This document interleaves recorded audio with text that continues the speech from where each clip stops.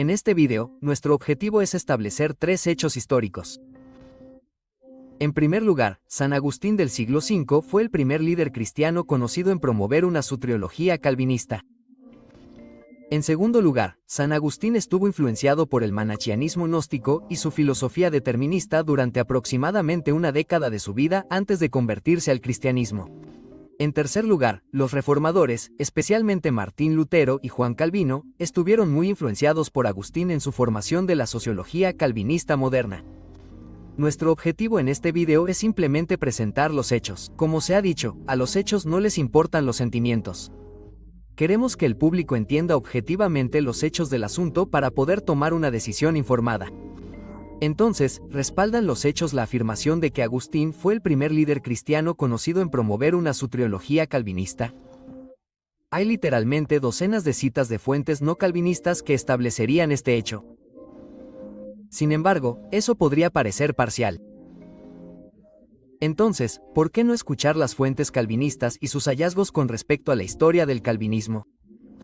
Una respetada historiadora calvinista, Lorraine B.N.E.R., escribió: los primeros padres de la Iglesia hicieron hincapié principalmente en las buenas obras como la fe, el arrepentimiento, la limosna, las oraciones, la sumisión al bautismo, etc., como base para la salvación. Por supuesto, enseñaron que la salvación era a través de Cristo. Sin embargo, asumieron que el hombre tenía pleno poder para aceptar o rechazar el Evangelio. Ellos, los primeros líderes de la Iglesia, enseñaron una especie de sinergismo en el que había una cooperación entre la gracia y el libre albedrío.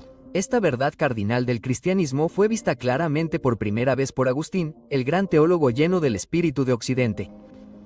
En su doctrina del pecado y la gracia, fue mucho más allá de los teólogos anteriores, enseñó una elección incondicional de la gracia y restringió el propósito de la redención al círculo definido de los elegidos. No podemos ser más imparciales que mirar las propias conclusiones de Juan Calvino con respecto a los primeros escritos de la Iglesia.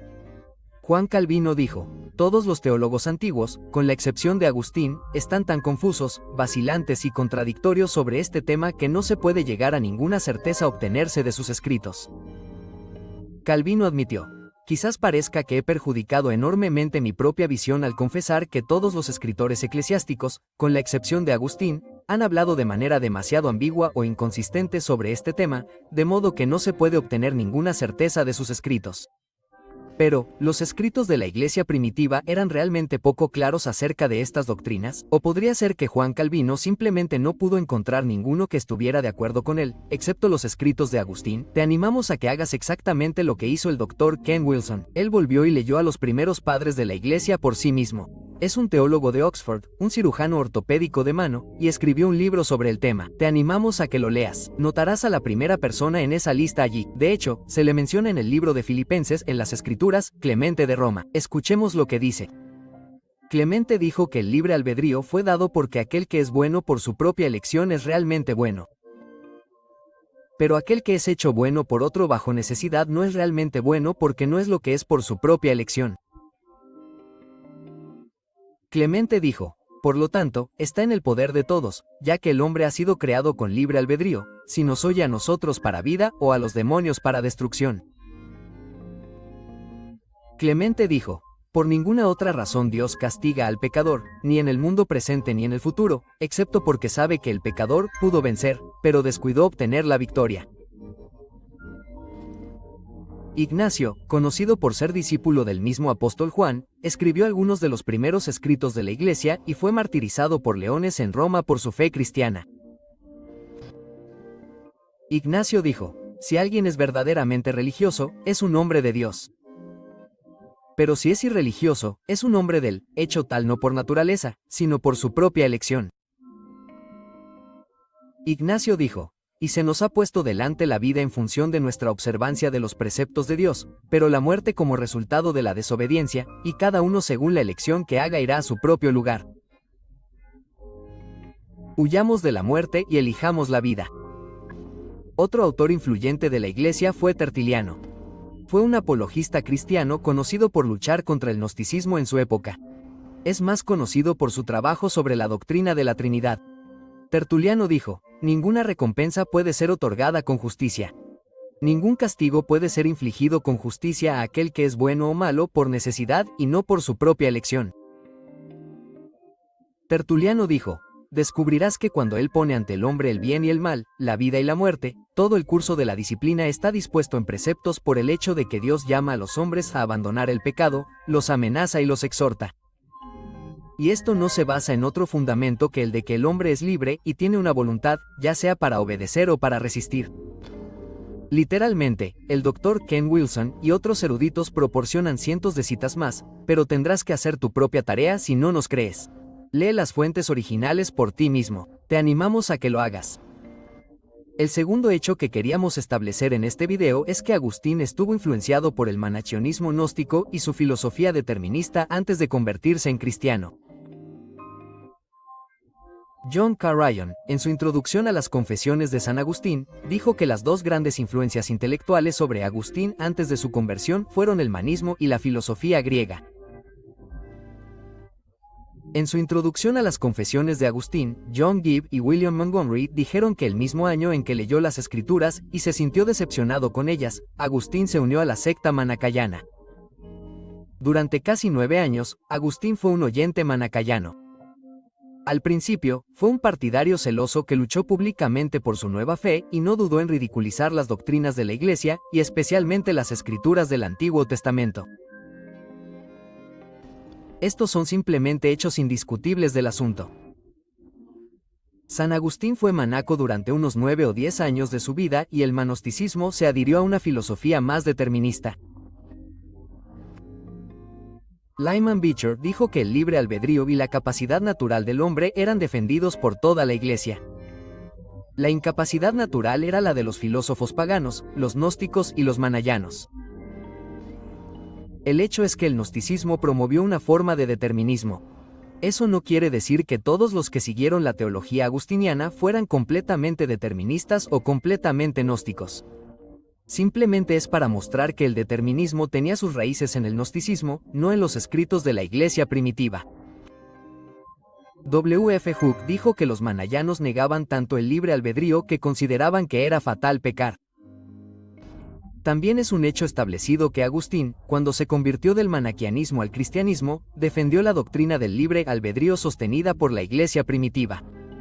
Agustín dijo: nosotros, los cristianos, afirmamos la libertad de la voluntad, por la cual nuestras acciones se vuelven morales o inmorales, y la mantenemos libre de todo vínculo de necesidad a causa del justo juicio de Dios.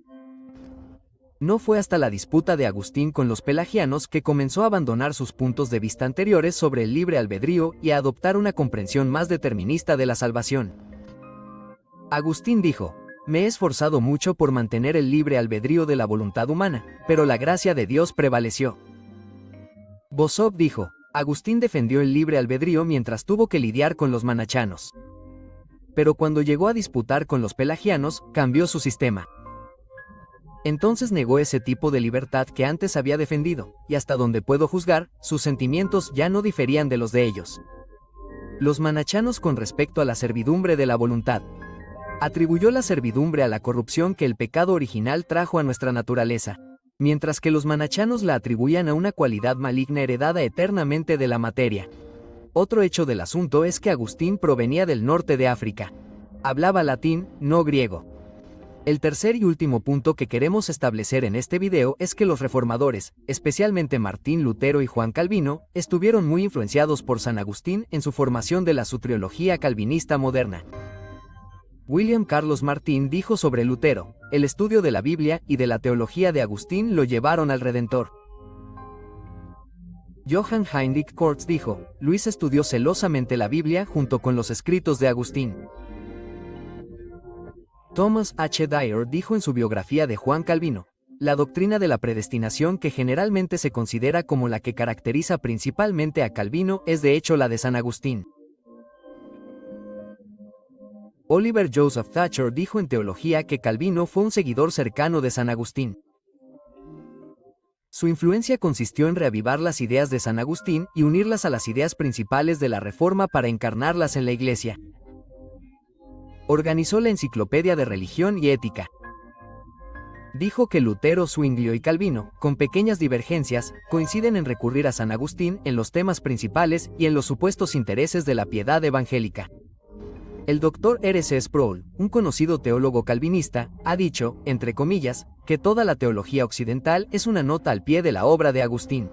Esto se debe a que ningún otro escritor, con la excepción de los autores bíblicos, ha tenido más influencia en la cristiandad.